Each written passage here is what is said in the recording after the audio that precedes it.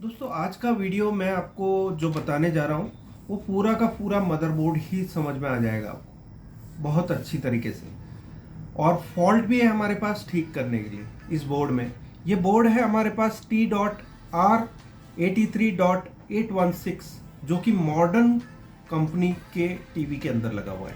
वो टीवी है हमारे पास अभी, और इसमें फॉल्ट क्या है हम पहले देखते हैं। अभी देखो यहाँ पर मैंने अभी चालू किया तो इंडिकेटर लाइट की पोजीशन है रेड, ठीक है।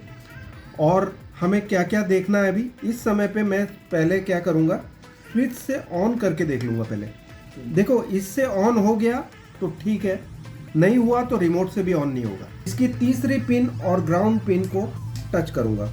इसकी जो लास्ट से तीसरी, अगर जो 5 वोल्ट से आप देख रहे हैं तो लास्ट से थर्ड 5 वोल्ट यहाँ है, तो यहाँ से तीसरी पिन और ग्राउंड पिन को मैं आपस में टच करूँगा। लेकिन अभी ये ऑन नहीं हुआ है और आप देखेंगे कि इंडिकेटर लाइट बार बार ब्लिंक कर रहा है।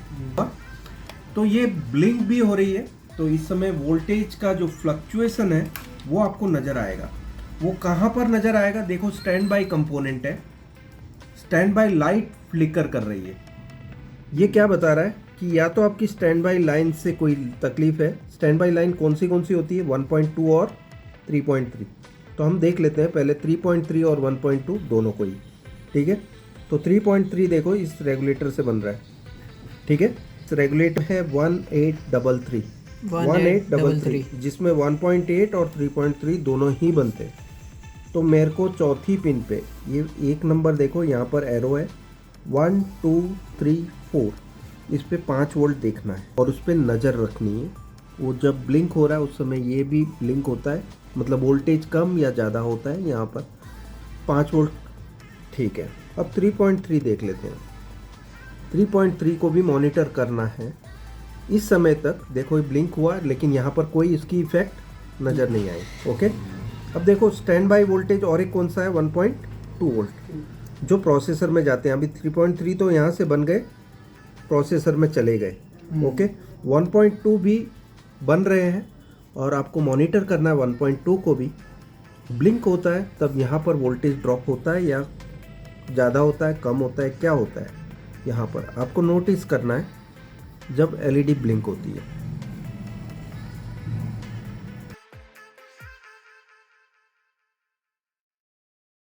जब ब्लिंक हुआ उस समय पे 1.2 कॉन्स्टेंटली बन रहे थे, ठीक है।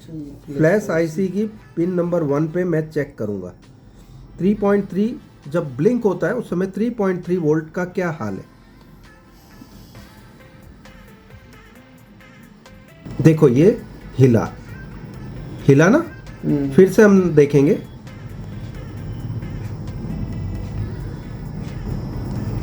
कांस्टेंट 3.3 पे नजर रखो, 2.7 होके 3.3 हुआ। जिस समय पे ये ब्लिंक होता है उस समय पे ये 2.7 तक जाके वापस 3.3 होता है, ठीक है। तो गड़बड़ी कहाँ पे हुई? फ्लैश आईसी में। फ्लैश आईसी के डेटा के साथ कुछ है जो कि चालू तो है लेकिन कुछ दिक्कत है। ऐसी दिक्कतें कब होती है? देखो एक बार तो दिक्कत तब होती है जब इसमें जो डेटा होता है ओके है लेकिन आईसी में ये रॉन्गली फिटेड है। अच्छा। ऐसा प्रॉब्लम तब होगा जब डेटा ओके है लेकिन उसमें फिटेड गलत तरीके से है। दूसरा कुछ डेटा है ही नहीं उसके अंदर। दो चीजें, ठीक है। ये दो चीज आपको याद रखनी है जब भी आपको इंडिकेटर लाइट इस तरह से ब्लिंक करता हुआ नजर आए, ओके।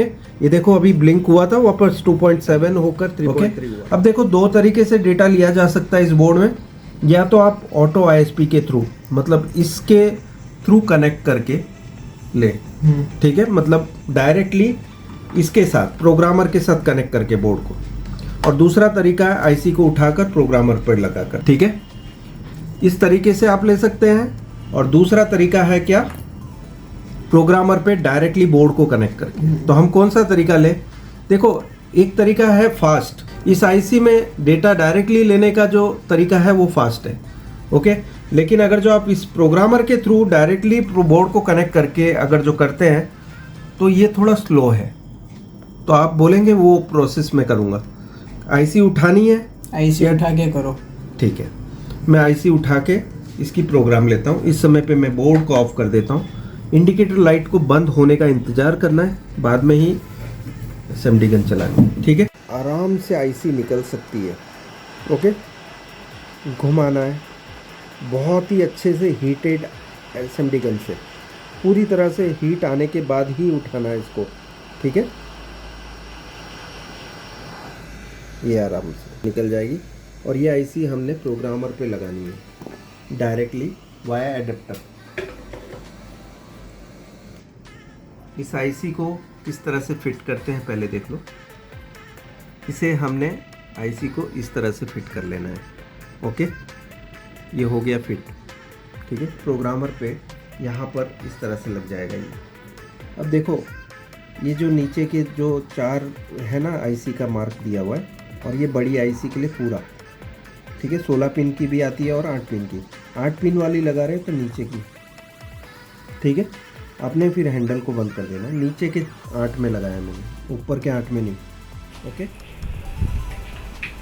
सो फ्रेंड्स, हम जल्दी से प्रोग्रामिंग कर लेते हैं। RT809F प्रोग्राम मैंने यहाँ पर कनेक्ट कर रखा है। यहाँ पर आप देख सकते हैं ये RT809F पर मैंने ये आईसी फिट कर रखी है, और ऑफलाइन प्रोग्रामिंग बोलते हैं इस मोड की प्रोग्रामिंग। ठीक है, तो हम क्या कर रहे हैं, डबल क्लिक करके इस प्रोग्रामर की मेन पेज को ओपन करेंगे। अभी हम करेंगे ये स्मार्ट आइडेंटिफाई। ओके, इस तरह से जब प्रोग्रामिंग करते हैं आप तो स्मार्ट आइडेंटिफाई करना है आपको। ठीक है, तो ये आईसी सिलेक्ट हो गई जिसमें लिखा हुआ है BY25Q32B।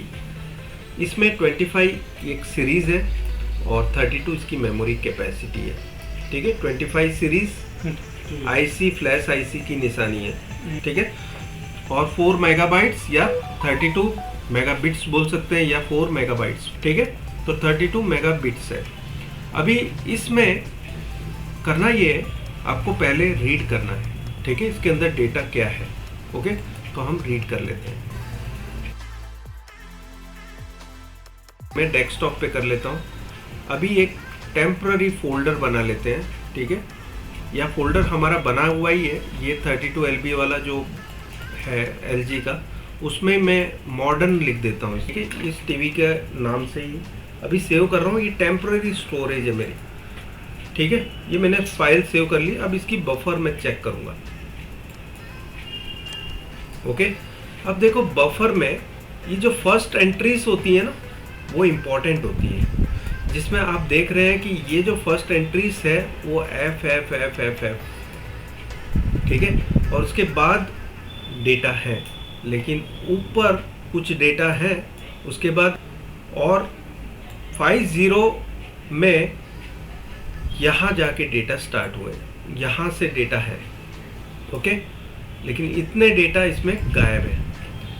तो इस सेम डेटा को तो हम राइट नहीं कर सकते, बिकॉज यहाँ पर डेटा नहीं है।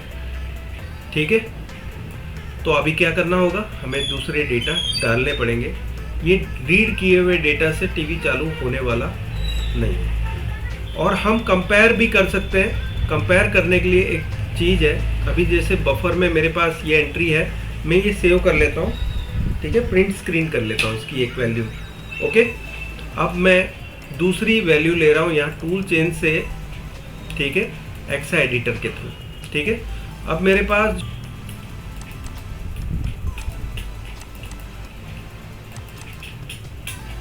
ठीक है, इसकी फाइल मेरे पास ऑलरेडी जो पड़ी है, ये फाइल मैं यहाँ पर डाल दूंगा। कहाँ पर, इस जगह पर। ओके, इसे मैं ऐड कर देता हूँ, ओपन करता हूँ। ठीक है, अब ये डेटा जो दिख रहे हैं आपको 00 के बाद, ये यहाँ पर जो डेटा दिख रहे हैं, मैंने जो स्क्रीनशॉट लिया था FF है ना। 00 से लेकर 0050 तक एम्प्टी है। ठीक है, मतलब 010 से लेकर 50 तक एम्प्टी है। अब हम इसकी बफर रीडिंग देख लेते हैं। Return to main menu, buffer. इसकी बफर क्या बता रहा है, एम्प्टी है। अब मेरे पास एक्सा एडिटर में मैंने जो फाइल रखी हुई है, 10 से लेके 50 तक डेटा दिख रहे हैं आपको ये यहाँ पे C1 29 C6D FF तो नहीं नजर आ रहा है ना, तो ये डेटा ओके है और वो डेटा करप्ट है। ओके, तो अभी क्या करना होगा, हमें न्यू डेटा राइट करने हैं। ठीक है, तो ओपन करना है और उस जगह जाना है। इसके अंदर ये बोर्ड मैंने रखा हुआ है ताकि कभी भी फ्यूचर में मेरे पास आए बोर्ड तो ये देखकर मैं कंपेयर कर पाऊँ कि सेम बोर्ड है या नहीं है। और ये डेटा लेना है आपको, जिस पे क्या लिखा होगा, देखो इसमें लिखा हुआ है साइज 4 MB और ये टाइप है बिन फाइल। ठीक है, ये है बिन फाइल ही चलेगी इसके अंदर। ठीक है, आपको फाइल देख लेना है कौन सी फाइल है और उसकी साइज होनी चाहिए एटलीस्ट 2 MB और मोर देन 2 MB, तभी वो फ्लैश फाइल्स है। आपको ओपन करना है इसे और फिर राइट कर देना है। तो ये मैं राइट कर रहा हूँ। ये फास्ट राइटिंग होती है, इसलिए हम ऑफलाइन प्रोग्रामिंग का यूज करते हैं। ठीक है, आ गए हैं सब डेटा, जो पहले खाली था अब भरा हुआ है। राइट करने के बाद आपको बफर में वो रीडिंग दिखेगी जो आपने राइट की है। ठीक है, तो अब रीडिंग पूरी है, हमने पूरा डेटा जो है इसमें डाल दिया है। ठीक है, इस आईसी को पूरी तरह से हमने ओके कर दिया है। अब हम क्या करेंगे, इस आईसी को प्रोग्रामर से निकाल कर बोर्ड पे लगाएंगे और चेक करेंगे।